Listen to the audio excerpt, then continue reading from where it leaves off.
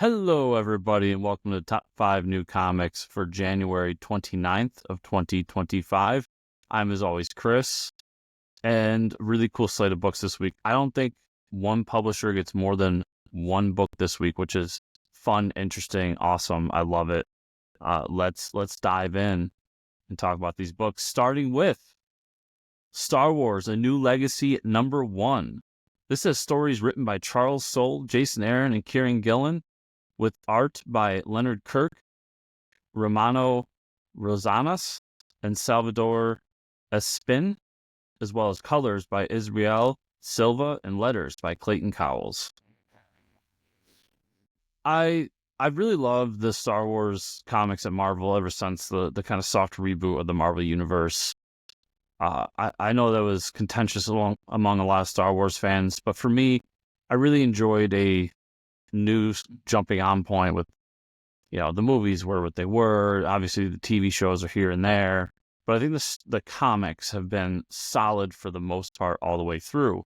And what's cool about this issue, why I think it's a must read, not only are we celebrating 10 years of Star Wars back at Marvel since Disney bought Lucasfilms, but we're bringing back some of the big creators, the best creators from that 10 years to tell new stories about characters they either maybe created or just well known for or whatever in that time frame, and kind of putting a cap on the past 10 years and the books that have been told, or the stories that have been told, the books that have been written, drawn throughout the original trilogy as we enter into a new era post Return of the Jedi with the new books.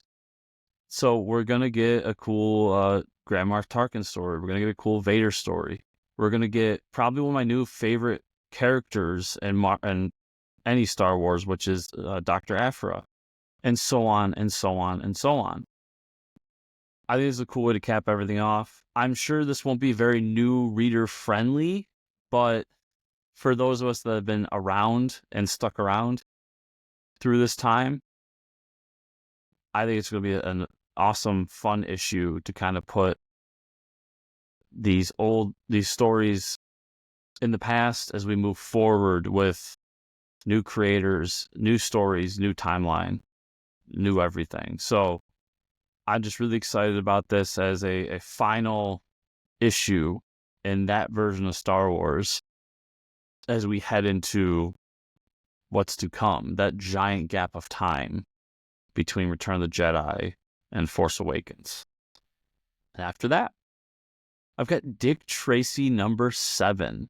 This is written by Alex Segura, Michael Moreci, with art by Geraldo Borges, letters by Jim Campbell, and colors by Mark Englert. I just thought the Dick Tracy book at Mad Cave's been phenomenal. Since issue 1, they came out with a huge bang, showing that this is not your father's Dick Tracy, while at the same time feeling like it's respecting what came before.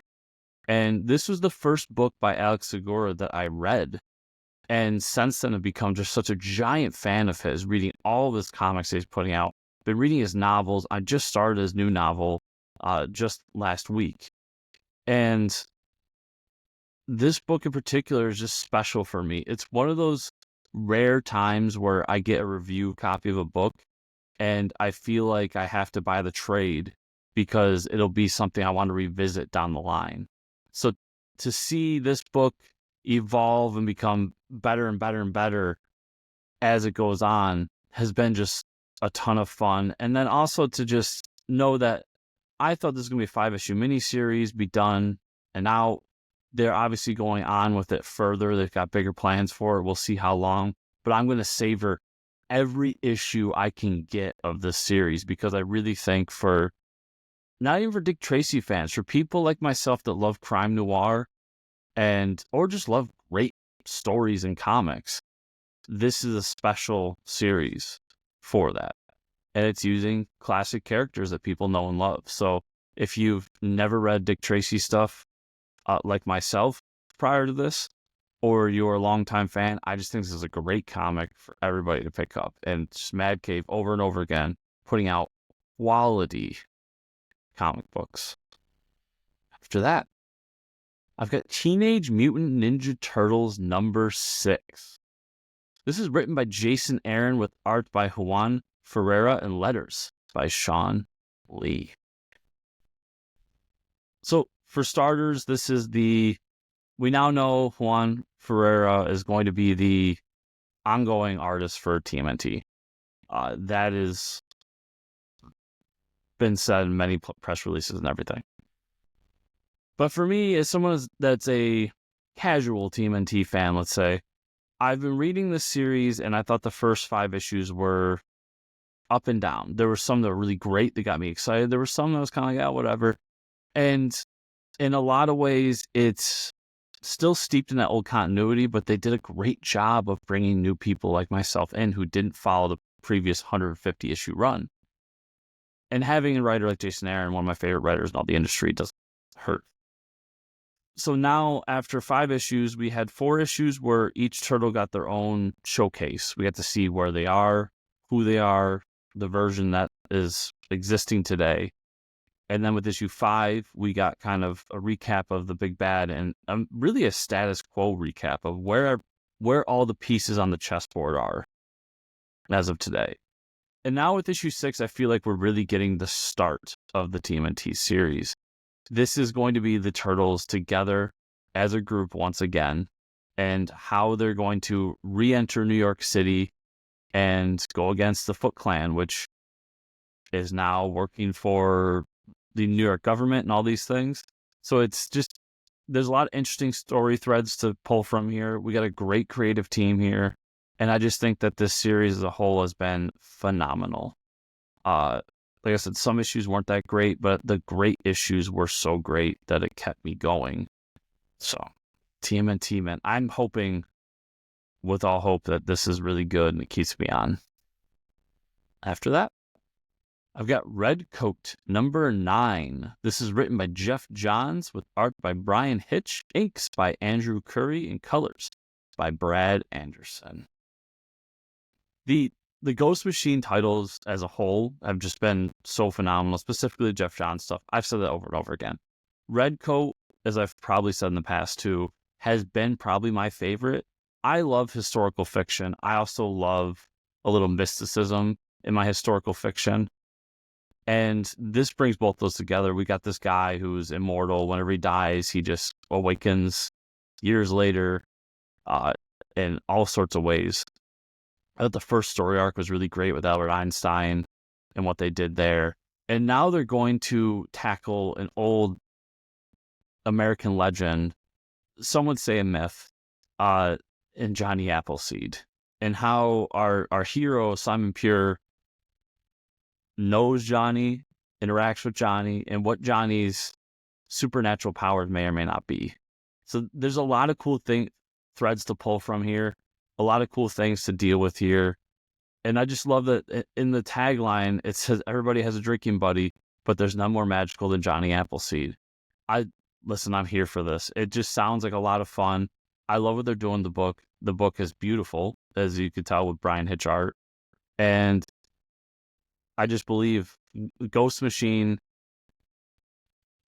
label underneath the Image Comics label at this point, to me, just means good books. I love everything they're doing, and to say that this is my favorite of the group that Jeff Johns is writing is big praise, because I think they're all really good. And I'm going to end with possibly the first time I've ever done the same issue twice, because it was pushed back. And that'll be Rome Eternal number 2. This is written by Homero Rios with art by Diego Yapur. So about a month ago, this book was supposed to come out.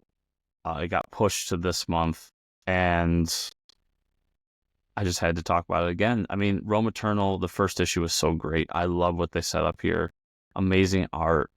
Cool world they built. If you don't know, it's a world where Rome never fell, and we're in the current time where now Rome is still a powerhouse in the world, but but never really changed.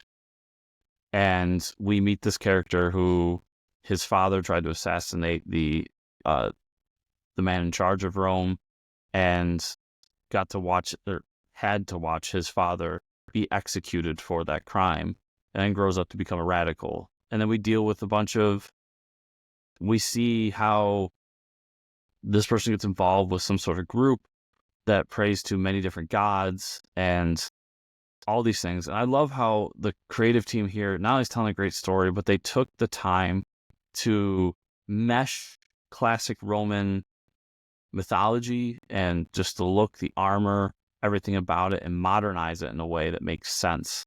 So I just love that first issue. If you can find it somewhere, I highly recommend picking it up.